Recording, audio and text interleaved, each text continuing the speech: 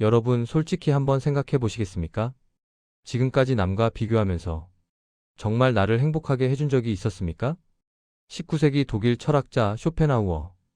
이분의 생각을 빌려서 우리 삶을 한번 들여다보겠습니다. 물론 제가 쇼펜하우어 본인은 아닙니다. 다만 그분이 평생 고민한 질문 하나를 오늘 여러분과 나누고 싶습니다. 왜 우리는 남과 비교하며 괴로워하는가? 60대, 70대가 되면 이제 비교 같은 건 안 할 줄 알았는데 막상 그렇지 않습니다. 친구 건강, 자녀 성공, 손주 자랑, 심지어 장례식 규모까지. 왜 이렇게 끝이 없을까요? 자, 어제 아침을 떠올려 보세요. 카톡을 열었습니다. 동창회 단체방에 누가 사진을 올렸어요. 제주도 여행 사진입니다. 날씨 좋다 가족들이랑 힐링 중. 보는 순간 가슴이 뜁니까? 아니면 나도 언젠간 하다가 에이 뭐 하며 화면을 끕니까? 또 하나. 병원 대기실에 앉아 있습니다. 옆자리 할머니가 말합니다. 우리 큰아들이 말이야, 이번에 승진했어. 손주도 영재원 붙었고. 듣고 있자니 내 가슴 한쪽이 무거워집니다. 우리 애는 그냥 평범하게 사는데 왜 이런 얘기를 들으면 괜히 미안하고 초라해질까요? 이게 비교입니다. 비교는 나이와 상관없이 찾아옵니다. 오히려 나이 들수록 더 교묘해집니다. 젊었을 땐 돈, 직장, 외모를 비교했다면 이젠 건강, 자녀 성과, 노후 준비, 손주 숫자를 비교합니다. 비교 대상만 바뀌었을 뿐 구조는 똑같습니다. 그럼 여기서 질문 하나 드립니다. 당신은 하루에 몇 번이나 남과 나를 비교합니까? 한번 세어보세요. 아침 뉴스, 카톡, 경조사, 마트, 병원. 생각보다 훨씬 많을 겁니다. 비교는 단순한 습관이 아닙니다. 고통의 구조입니다. 철학자 쇼펜하우어는 이렇게 말했습니다. 인간은 자기 안의 결핍을 채우려 하지만 비교는 그 결핍을 끝없이 확장시킨다. 무슨 뜻일까요? 예를 들어봅시다. 당신은 오늘 아침 집에서 따뜻한 밥을 먹었습니다. 충분히 감사할 일입니다. 그런데 TV를 켰더니 어떤 연예인이 고급 레스토랑에서 스테이크를 먹는 장면이 나옵니다. 그 순간 아까 먹은 따뜻한 밥은 그냥 그런 밥이 돼버립니다. 이게 비교의 마법입니다. 있던 만족을 순식간에 지워버립니다. 쇼펜하우어는 이걸 욕망의 수레바퀴라고 불렀어요. 욕망은 끝이 없습니다. 하나를 채우면 다른 게 생깁니다. 그리고 비교는 그 욕망에 기름을 붓는 행위입니다. 친구가 건강하면 나도 건강해야지가 아니라 나는 왜 이 모양인가가 됩니다. 자녀가 평범하면 잘 살고 있구나가 아니라 남들은 다 잘 되던 데가 됩니다. 이게 바로 고통의 출발점입니다. 비교는 현재를 훔칩니다. 지금 여기 있는 것을 보지 못하게 만듭니다. 자, 이제 조금 깊이 들어가 보겠습니다. 쇼펜하우어는 유명한 책 한 권을 썼습니다. 의지와 표상으로서의 세계. 제목이 어렵죠? 쉽게 풀어드리겠습니다. 세상은 두 겹으로 되어 있다. 하나는 의지입니다. 이건 우리 안에 있는 끝없는 욕망, 채우려는 충동, 원하는 마음입니다. 배고프면 먹고 싶고, 외로우면 누군가를 찾고, 아프면 낫고 싶고, 무시당하면 인정받고 싶은 그 마음. 이게 의지입니다. 다른 하나는 표상입니다. 이건 우리가 보는 세상의 모습입니다.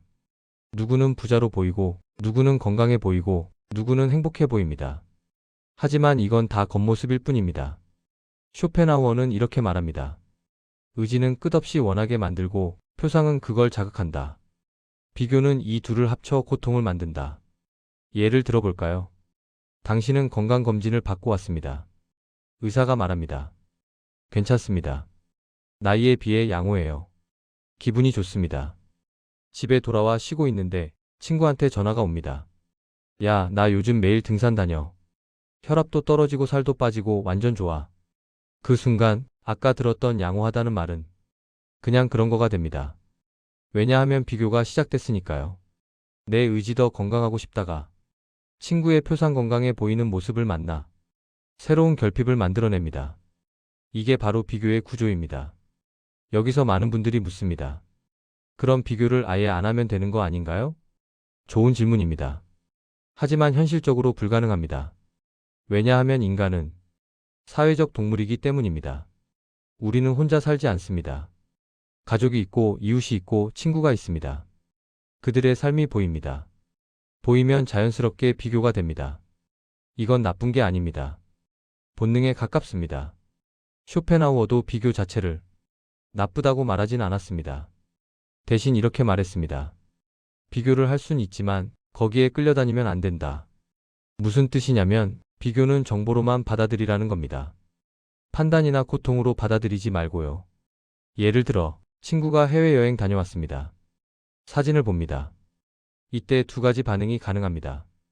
아, 나는 왜 못 가나? 우리 집은 형편이 안 되는데. 부럽다. 초라하다. 아, 저기 좋아 보이네.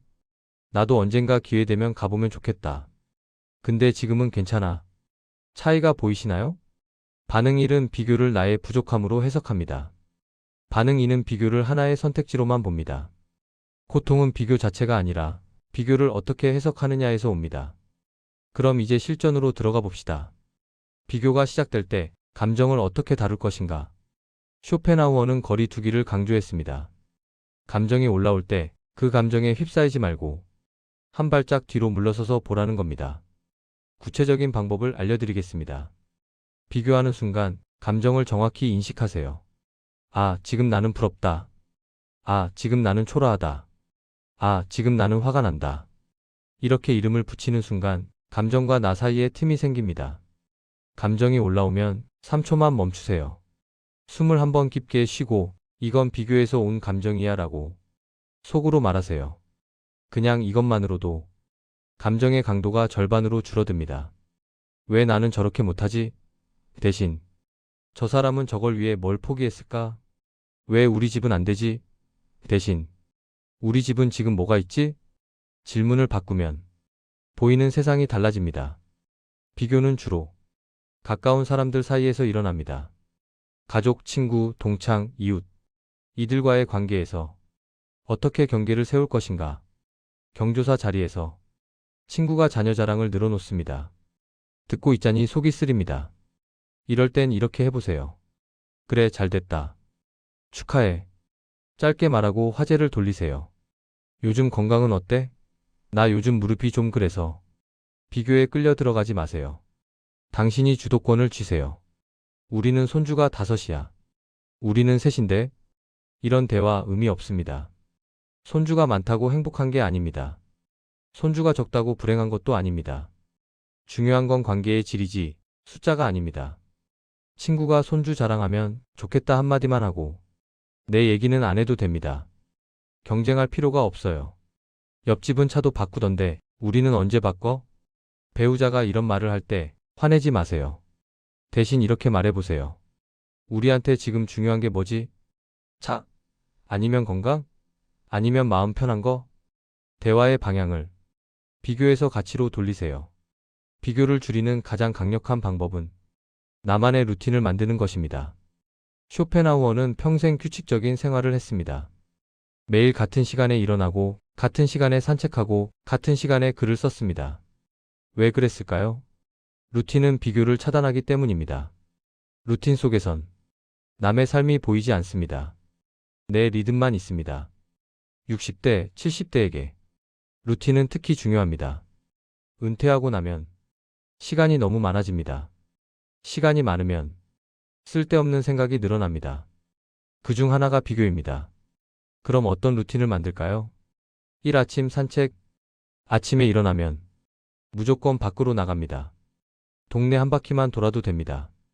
걷는 동안엔 다른 생각 안 합니다.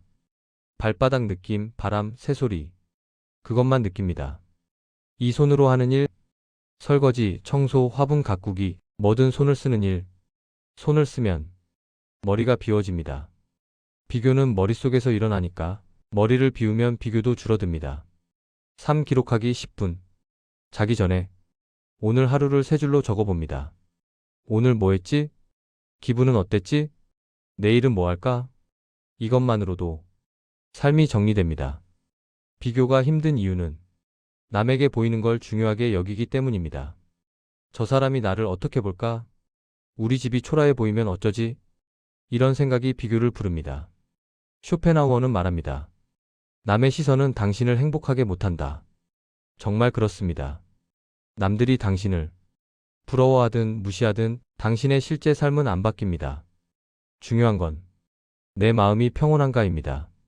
예를 들어, 당신은 작은 아파트에 삽니다. 친구는 큰 집에 삽니다. 비교하면 초라합니다. 하지만 질문을 바꿔보세요. 내 집에서 나는 편안한가? 아침에 눈 떴을 때 기분이 좋은가? 만약 답이 그렇다면 그게 성공입니다.